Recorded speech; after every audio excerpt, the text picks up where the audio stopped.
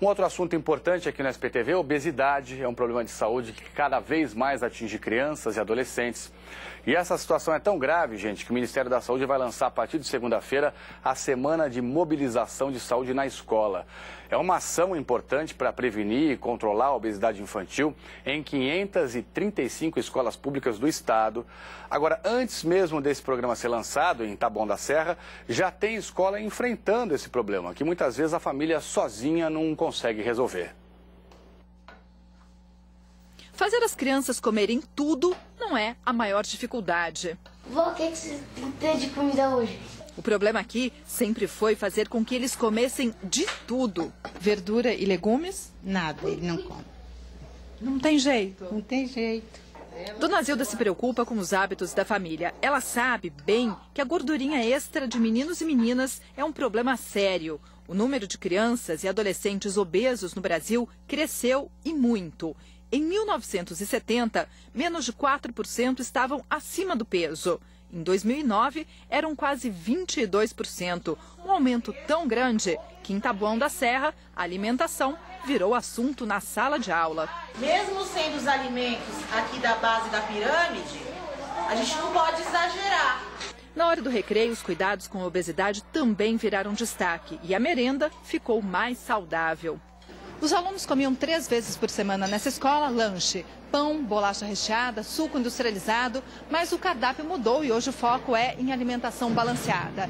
Para convencer meninos e meninas a comerem verduras e legumes, os professores usam a informação. Explicam, por exemplo, que beterraba faz bem para a pele e para o intestino. A gente precisa estar sempre estimulando, então tanto uma estimulação visual, como uma estimulação de fala mesmo, de explicar para elas tudo o que aquele alimento faz por elas. Na parte da cozinha a gente percebe que quanto mais o alimento é visualmente gostoso, mais ele é aceito. As merendeiras capricham no sabor. O trabalho delas é supervisionado por nutricionistas que querem que os pais adotem bons hábitos em casa também. E para saber a diferença que tudo isso faz, os alunos estão sendo acompanhados. Peso e altura, conferidos e registrados. Os resultados do trabalho ainda não foram medidos, mas os professores já notaram mudanças. Elas têm uma melhora na sociabilização, elas têm uma melhora na vontade de estar na escola, de participar das aulas, até esperando também o momento da educação física, a gente aumentou a carga, né? A expectativa é que o rendimento dos alunos melhore ainda mais. Os professores perceberam que as crianças acima ou abaixo do peso ideal estavam atrasadas em relação aos colegas. A ausência de uma boa alimentação provavelmente fez com que essas crianças tivessem deficiência na aprendizagem. A receita, então, tem sido boa alimentação e atividade física. Nós faz ginástica, brinca, né? Que a gente se exercita, corre, brinca. O difícil no combate à obesidade é segurar o apetite dessas feras. Beterraba? Como? Abóbora? Como? Berinjela? Como? Giló? Como? O que você não come? Bife com gordura. Ó, esse foi bem educado, hein, doutora?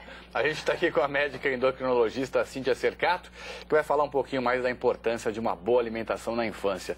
Esse aí come de tudo, né? Come de tudo. Quem não come é gordura. Ainda bem, esse está fazendo direitinho. Pois é, eu me lembro, eu venho de uma infância humilde em casa, meus pais educaram, eu e meus 2 irmãos, salada, frutas, legumes, verduras, tinha que comer de tudo, doutora. E eu adoro comer salada, assim, é algo que eu como com muito prazer e é super saudável, né? A melhor coisa que os pais podem fazer por seus filhos é justamente dar o exemplo. Então a criança ela vai aprender a comer salada, a comer fruta, a ter uma alimentação saudável dentro de casa. Então, desde pequenininho, esse hábito ele tem que ser incentivado. Se os pais, por exemplo, têm uma alimentação muito errada e não valorizam o consumo de frutas, por exemplo, o filho, eles podem falar o que quiserem, que os filhos, na verdade, vão fazer o que eles estão vendo que os pais fazem. Agora, doutor, o que preocupa, né, além dessa questão toda de saúde, né, da obesidade, é ver que as crianças mais obesas têm problemas até no desenvolvimento na escola, né? Exatamente. Tem vários trabalhos já demonstrando que as crianças que têm obesidade, assim como as crianças que têm desnutrição, que faltam nutrientes para que ela consiga ter um aprendizado adequado. Mas as crianças obesas, elas também têm pior desempenho escolar. Então, para você até, inclusive, melhorar o desempenho escolar, é importante que a criança tenha uma alimentação saudável. Doutora, e o que é que você considera de mais importante para falar para os pais num momento desse, em que tem essa campanha toda de combate à obesidade e até para as escolas, né? Porque as escolas também têm que colaborar, né?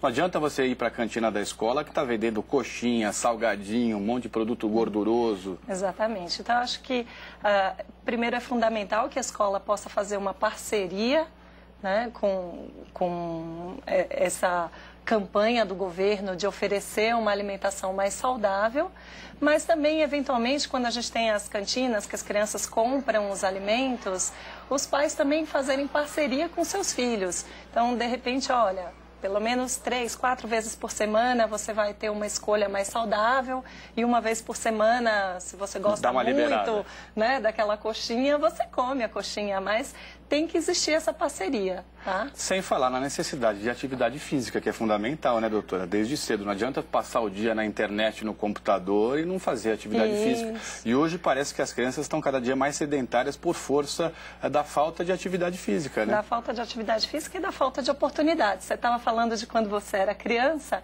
Quando a gente era criança, a gente brincava na rua, andava mais de bicicleta. Hoje em dia, com o crescimento urbano, as crianças estão muito dentro de casa. Então, uma dica até para os pais é justamente nos horários de lazer, por exemplo, em vez de deixar a criança só no videogame, então propõe atividades de lazer como ir num parque, andar de bicicleta, para poder incentivar a atividade física. Doutora Cíntia, muito obrigado.